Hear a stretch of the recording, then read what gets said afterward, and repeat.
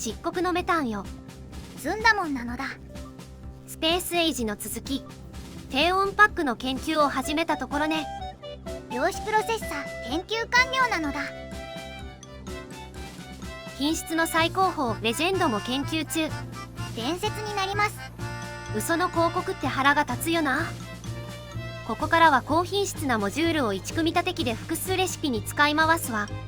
つまり材料や完成品がその都度変わるから、ここは物流ロボでサクサクやっちゃうのだ。品質は希少なレアをどう使うか考えるのが一番面白いけど、ロケットの輸送システムがそういう少数のやりくりには向いてないのよね。手間暇かける運用は1周目の特権なのだ。ともあれ、青基板に全惑星の特産品を使って量子プロセッサが完成。ところでこの後のゲームってどうなるのだ？おっと、そこを話していなかった。ここの研究にクリア条件っぽいのがあって、恒星系の縁に到達するのが目標ね。縁に行って何をするでもない、ただ航行能力を証明するのだ。フレーバーで星系外の仲間に物資をお届けって感じなのかしら。何を運んでるかは知らなくていいからね。さて、そんな縁への旅路には当然新たなアステロイドくんがエントリー。耐性はほぼ全ての属性を完封なのだ。爆発か光線で 1% を通すか、物理で3000カットを通すかね。ファクトリオのダメージの桁じゃないのだ。そこで最後に登場するのがレールガン。単発1万ダメージの機体の新人よ。ファクトリオのダメージの桁じゃないのだ。レールガンを開発しながら縁へ向かうプラットフォームを作りましょう。作っていくのだ。よし、あとはアクイロでレールガンを積めば完成ね。心配なのはレールガンって全てを巻き込むイメージだけど、味方に当たるとはどこにも書いてないのだ。ほな大丈夫か。ガンタレやレサタレも物干しに打てる不思議世界だし。この時メタンは気づいていなかったのだ。ファクトリオには誤射に注意書きする決まりなどないということを。ちなみに弾薬は事前にハブに貯めるのを中心にするわ。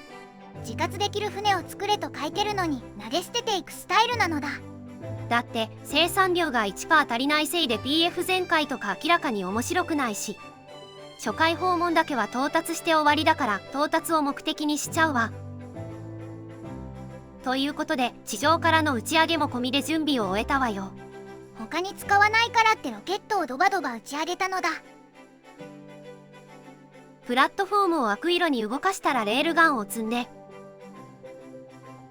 ずっと遭難してた工場長もここで拾いましょう。工場長が現地にいなくても工場は回るのだ。では恒星系の縁へ向けて出発進行。ナスのおしんこなのだ。25000キロ地点、巨大なアステロイドは対処できてるわね。そんなところにカーソルを置いたらよく見えないのだ。何を見る必要があるのよ。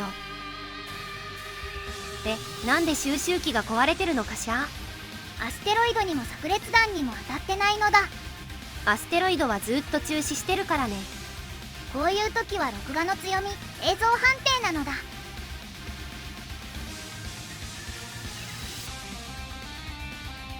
やっぱりレールガンに巻き込まれてるやないかい。嘘はついていない。巻き込むと書かなかっただけなのだ。最短射程未満を巻き込むのは嘘でしょ。そしてリアルタイムで全然気づいてなかったメタンさんは爆発資産なのだ。さよなら。許さん、絶対に許さんぞ。許さん48。新しいプラットフォームを作る権利をいただいたので新造して。前の船でもレールガンだけいじくればいけそうだったのだ。そうね、まあいけるんでしょうけど、数時間かけて微調整してもそこに学びはないのよ。クリア後の先取りで巨大プラットフォームの練習もしちゃいましょう。今見てるのが新しいプラットフォームだけど、さっきから宇宙にいろいろ登記してるのだ。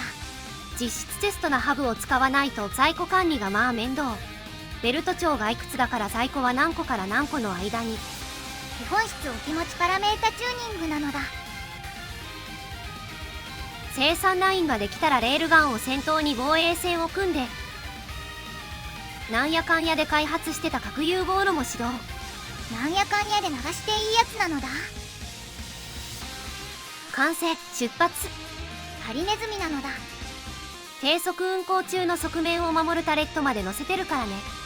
そのタレットを守るレールガンが必要なのだ。そのレールガンを守るタレットも置いて、さらにそのタレットを守るレールガンも置きましょう。ハリネズミが生まれたってわけ。では再度構成形のフチ子さんになりに行きましょうか。カップラーメンの蓋を止める仕事に戻るのだ。というところでコメント返信よ。うとつ。最後までありがとう。 TMP 困難。座布団2枚。 TMP って何の略なんですか？ SA なんだから温度の話に決まってるでしょう。ロボ縛りむずい。惑星1対 PF 他の輸送が使用上無理なのよね。スペースエイジってやりたいことが全然できないのだ。その他のコメントやアクションもありがとう。折り返し地点だけど特に問題は起きてないのだ。一つ問題が起きたらそれはもう崩壊の除局。完璧は最低ラインなのだ。そして最難関の9万キロ地点に到達。この辺が一番アステロイドが多いのよね。ここを無傷で抜ければウィニングランなのだ。とはいえさすがに3回目は嫌な私。防衛は過剰なくらいだから全然いけるわね。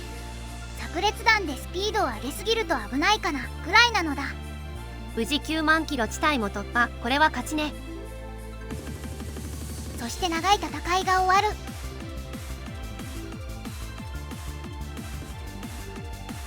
スペースエイジカン。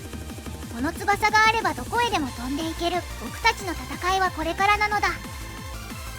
あ、無理そうなので引き返しますね。どこへでもは行けないのだ。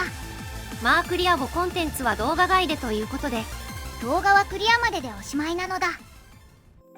最後に各惑星の振り返り。まずは始まりの地ナウビス。スペースエイジ固有の生産性が強くて結局拠点付近しか使ってないわね。メインバスを半解体してロボットと半々な工場で終わったのだ。列車で部品工場を作る準備をしてたら終わっちゃった。実は鋳造も使ってないのだ。あれも一度現地焼きで作っちゃうと噛み合いがね。まあクリア後は使っていくのだ。あとはバイターとの和解もかないハッピーエンドってところかしら。お次はブルカヌス。溶岩が無限溶岩の利用が無限とは言ってないの星なのだ。スペースエイジ君、夢を見させて落とす構造が多すぎる。油を使うラインと使わないラインで大体二分されてたのだ。もっとでよくある鋳造だけど熱い星というテーマと噛み合ってたわね。チキンパックでクリアをお祝いするのだ。デモ君はお気に召さないご様子。スペースエイジって工場や防衛が合格点を超えないと全ロスで最初からが多いでしょう。ほなデモ君は配送を繰り返して倒しましょうとか別の体験もしたかったのはあるかしら。音楽性なのだ。そしてフルボラ。フルーツボラノーラなのだ。ここは資源島と加工島で高架レールがほぼ必須だったわね。狭い場所でレールがうまく曲がるかのお気持ちガチャだったのだ。重油の海の深い部分いらなくない？工場は廃材リサイクルから仕分けまでがベルト、以降はロボットだったのだ。リサイクルという仕組みも面白いアイデアだったわね。遺跡破壊は気持ちいいそい。品質はでも簡単には始めていたり。あれクリア用プラットフォームにはほぼ使ってなかったような。このあと40時間クリアの実績に行くから品質に頼る癖をつけたくなかった。特に調査とかしなくても普通に行けたのだ。とはいえ40時間の再走はしたくないからね。チャートはちゃんと組まないと。そして問題児のグレは農地は見つからずサイエンスパックを作れば後出しで使用が増え、やったことは適当にメインバスして腐りやすい状態では保持しない。あとは誰でも知ってる手前取りをするだけね。だけではないのだ。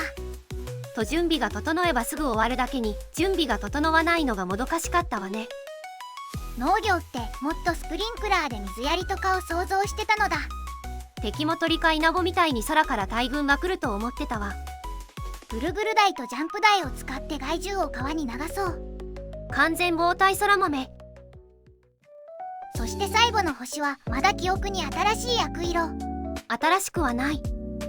惑星間輸送にヒートパイプパズル。グレバ直後だと特にこういうのでいいの予感あるわね。こういうのがいいのだ。ジミーに埋め立てや床を剥がせるのが嬉しいマップだったわね。床はいつからか忘れたけど 2.0 は埋め立ても元に戻せるのだ。組み上げがある環境だとこれが本当に嬉しい。あとは忘れてはいけない宇宙プラットフォーム。3惑星用のは何度も作り直して改良したり、1台でいろいろ作る組み立て機を作ったりしたのだ。これもなかなか苦労したわね。こんなことがしたいと思いつくことはたくさんあったけど、使用上それを実現する方法はありませんと期待させて落とされることもまた多かった記憶。ついでにいろんなことをするほど肥大化して防衛費がかさむのだ。まあ動きを見るのは楽しいわよね。独特な動きが多くて。という感じで最後に総評なのだ。まず世界観やグラフィックはとても良かった。公式だからこその既存の限界を超えた表現。楽団の演奏という BGM は個人的にはゲームミュージックではないかな。でもお上品でこれはこれで。あとは内容になりますが、まずはありがとう。その上で Not for me だと思ったのだ。私がサンドボックスゲーをやる理由は手巻き寿司を食べたいからなのよね。スペースエイジは俺の握った寿司に醤油をつけるなってタイプかしら。難読文書なのだ。で、その後全実績取得まではしたわ。メックアーマーをバッテリーまみれにしたのだ。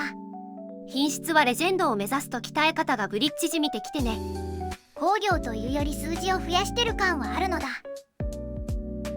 ということで感想も以上。今後は別芸を崩しつつ気が向いたらポツリポツリとモットをやっていく感じかしらね。